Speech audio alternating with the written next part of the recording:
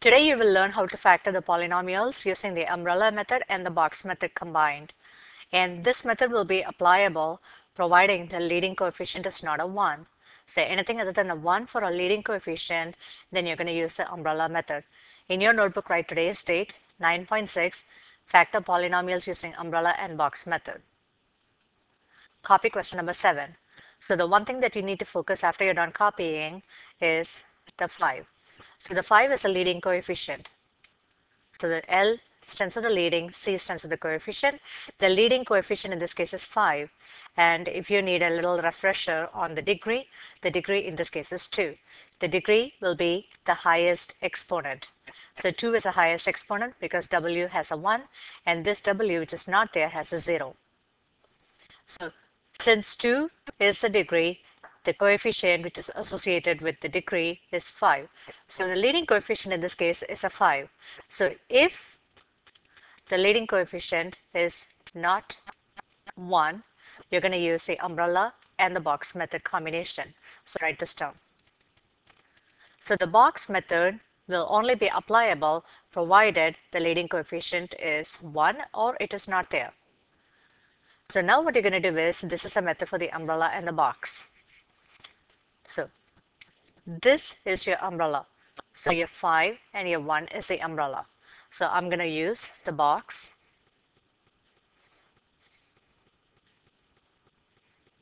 And in the box, I'm going to write the 5. And diagonally, I'm going to write the 1. So these are the steps, procedural steps involved in using the umbrella and the box. So the 5 and the 1, I'm going to write it diagonal. Now I'm going to go for my X method. So in my X method, as usual, I'm going to write the word add on the top and I'm going to write the word multiply on the bottom. So as usual, the middle number, -6, goes on the top where the add is. Now for the multiply, usually we take the last one. But remember the umbrella, 5 and 1. So 5 multiplied by 1 is going to give you 5. So you take the leading coefficient, multiply it by the last one. So 5. Now you completely ignore this and you continue with the steps.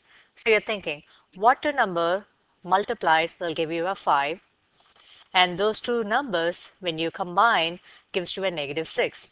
So 5 times 1 gives me a 5. But 5 and 1, when you add them together, is not going to give you a -6. So this should be a negative and that should be a negative. Now recheck again. -5 multiplies -1 to give you +5, which works.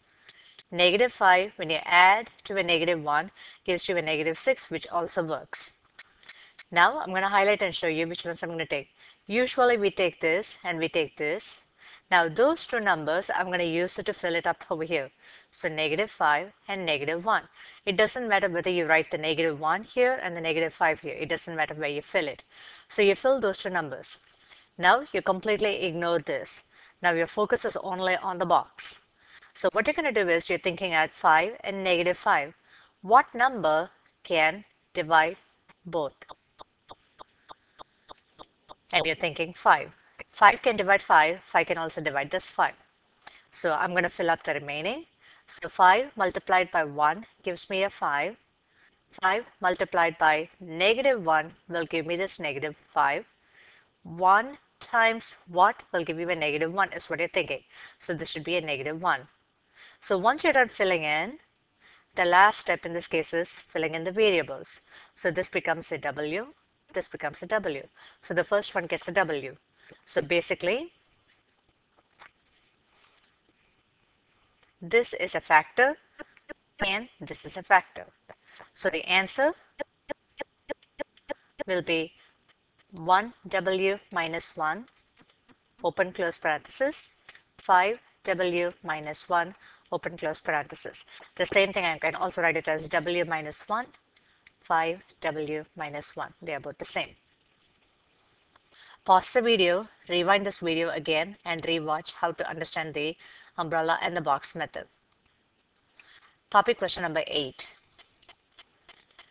Now the question you need to ask is the leading coefficient a 1? If the leading coefficient is 1, then you just use the X method. In this case, I'm going to highlight and show you the leading coefficient. The leading coefficient is not a 1. So you're going to go for the umbrella and the box method.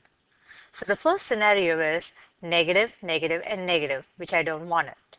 So I'm going to pull out the negative and I'm going to change the signs all across. So changing this sign to a positive, changing this sign to a positive, and changing this sign to a positive. So now I'm focusing on 3p squared plus 10p plus 3. So once I realize the leading coefficient is not a 1, I'm going to use the umbrella method and the box method. So the box, I'm going to set it up.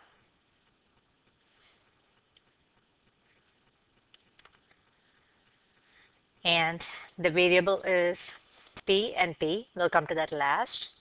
So the umbrella goes like this. The first one to the last one. So I'm going to fill in the 3 and the 3 diagonal. Now I'm going to go for my x.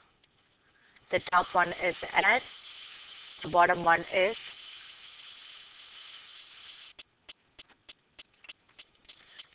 is multiply. So the middle number 10 goes in here. And now for the bottom number, since you are using the umbrella method, you're going to multiply 3 and 3. 3 times 3 gives you a 9. Now we're thinking what two numbers are going to give me a 9. At the same time, it's also going to add to give me a 10. So 9 and 1, 9 times 1 is going to give me a 9. 9 and 1 added gives me a 10 at the same time. So this is done. So I'm going to use these two numbers which I got and I'm going to fill up my box. So I'm going to put a 9 and a 1. So now I'm thinking what two numbers can go into 3 and 9? What number can divide 3 and 9? And in this case the answer is 3. So now I'm going to fill up the rest. 3 times what is going to give you a 3? 3 multiplied by 1 will give me a 3. 3 multiplied by 3 will give me a 9. 1 multiplied by 1 will give me this 1. And 3 multiplied by 1 gives me a 3. So the box is complete.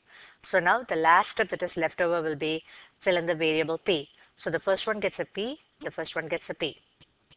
So this one is there is no sign. I'm going to put a plus sign. For the one there is no sign, I'm going to put a plus sign. So the last step in this case is this is a factor and this is a factor. So my answer in this case is going to be p plus 3 or 1p plus 3 and 3p plus 1. But you got to be cautious. So there is a negative sign which is outside the whole thing. So the negative sign is also part of my answer. So this is the answer. If I erase everything out of the way,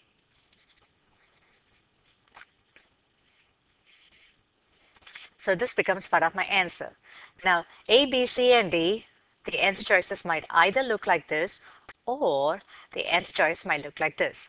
They might pull in the negative into one of the parentheses. You cannot pull the negative for both the parentheses. Either the first parenthesis is going to use it or the second parenthesis is going to use it.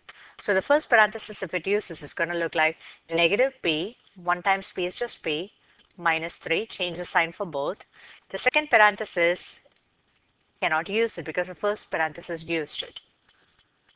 Or if you want to apply the negative to the second parenthesis, then the first parenthesis, the numbers are going to stay the same. The second parenthesis is going to change the signs for all of them. So whether you're using this, whether you're using this, or whether you're using this, they all mean the same. Depending on your answer choices, you need to know how to play with your negatives. Now copy question number 21. Let's pick up speed on the umbrella and the box method. So number 1, the focus is the leading coefficient is not a 1. So you have to use the umbrella and the box method. Set up the box first.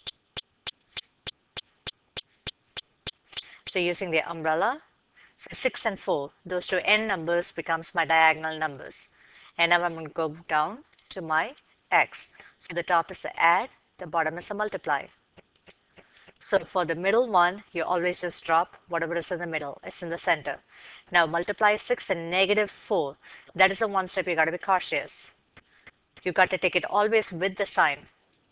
So 6 and negative 4 gives you negative 24. I'm going to highlight and show you what I did. 6 and negative 4 gives you negative 24. And the middle number, negative 5, just comes in the middle. So be cautious with the negative signs when you are putting them.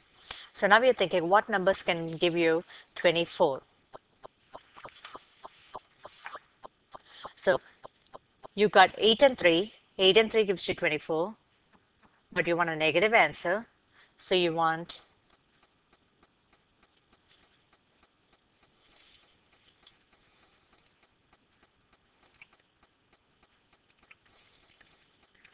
so 24, I can get it from 8 and 3. So I'm going to put 8 and 3. So 8 multiplied by 3 gives you 24, but it will not give me a negative sign. So one of them has to be negative. At the same time, let's focus on the top. I have to get a negative 5. So 8 minus 3 will give me a 5, but I need a negative. So obviously 8 has to be the bigger number. Let's double check. Negative 8, when you add to a positive 3, will give me a negative 5. Negative 8 multiplied by 3 will give me a negative 24. So once you got this, now focus on the one in blue. So these two, which is what you got, you're going to use it to go and fill in the rest. So this is going to become 3 and negative 8. Like I said, you can fill in the other way around also. So now I'm going to erase all of this.